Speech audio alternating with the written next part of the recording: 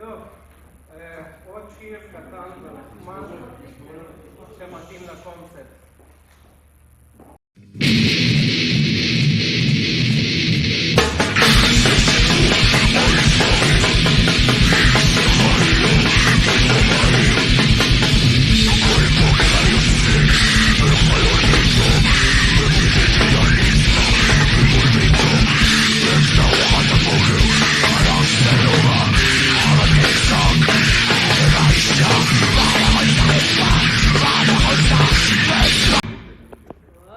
טוב, עכשיו שאתם קצת בשוק והריכוז והתשומת לב שלכם בשיאה, בואו נראה.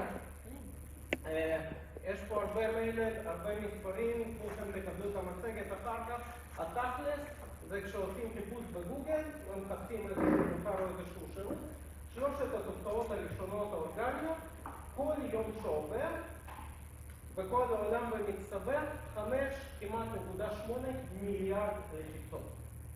זה כמות הלחיצות, הכניסות לאתרים שאנשים מבצעים דרך גוגל, אבל רק 9 מתוך כלל הטריליונים של האתרים שיש בעולם, אשכרה נהנים מזה.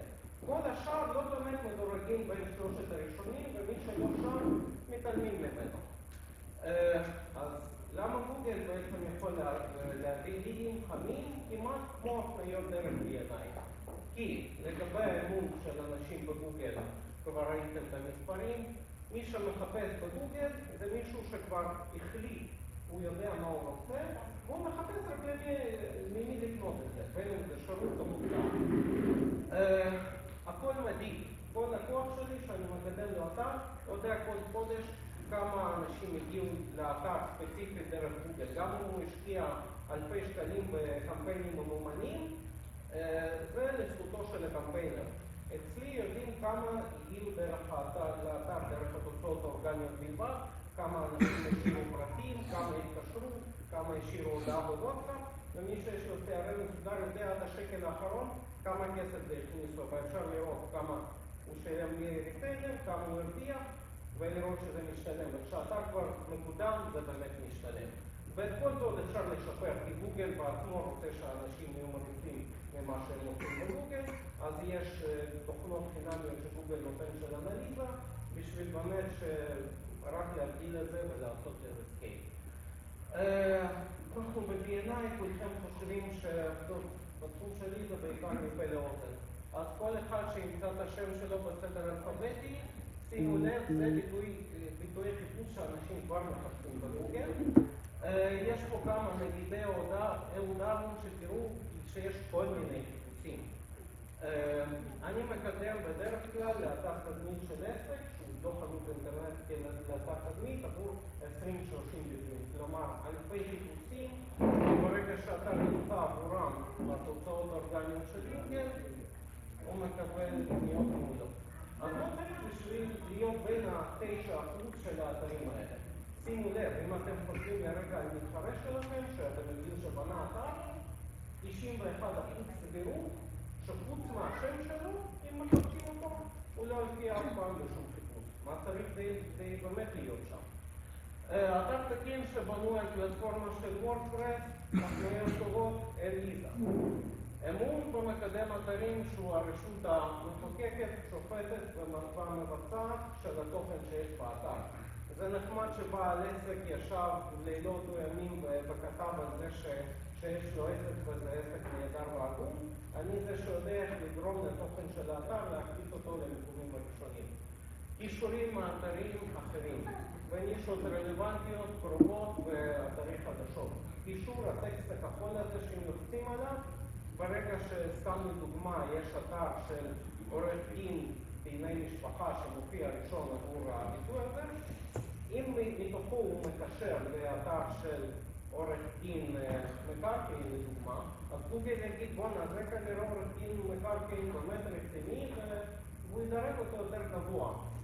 רצון לעקוף את המתחרים זה באמת תחרות של רק מי ששלושת הראשונים הם אלה שמרוויחים מזה, כל השאר פשוט לא.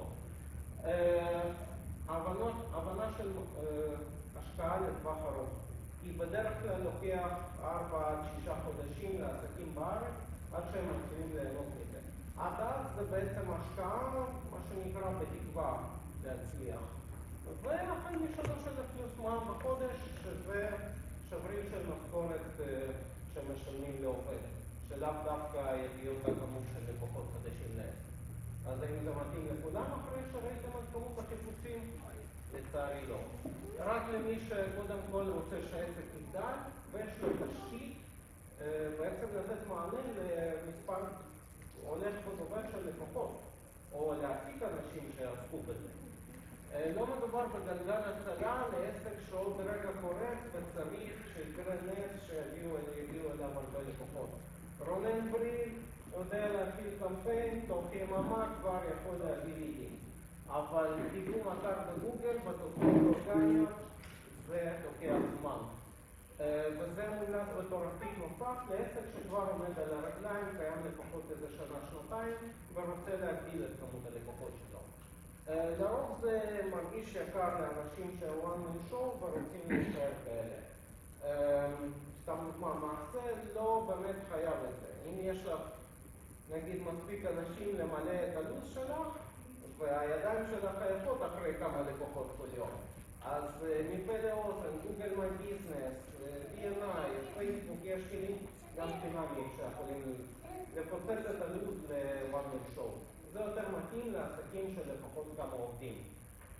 אז תפנו אליי, בעלי עסקים, מנהלי שיווק, יועצים עסקיים, סטארט-אפים שכבר עשו גיוס, שיש להם כסף להשקיע ורוצים לגדול, ועצמאים בתחומים מעטי מתחרים, כמו נגיד חידוש אמבטיה, הרצאות לעובדים, מכוון פסנתרים, יש שעות פרטי, אין הרבה כאלה, אמרת משהו כמו 10. אירי, קצת בכלל מונופוליסטית בגישה שלך. אז בקיצור, תפנו אליי את מי שמתאים לתיאור הזה. תודה רבה. תודה.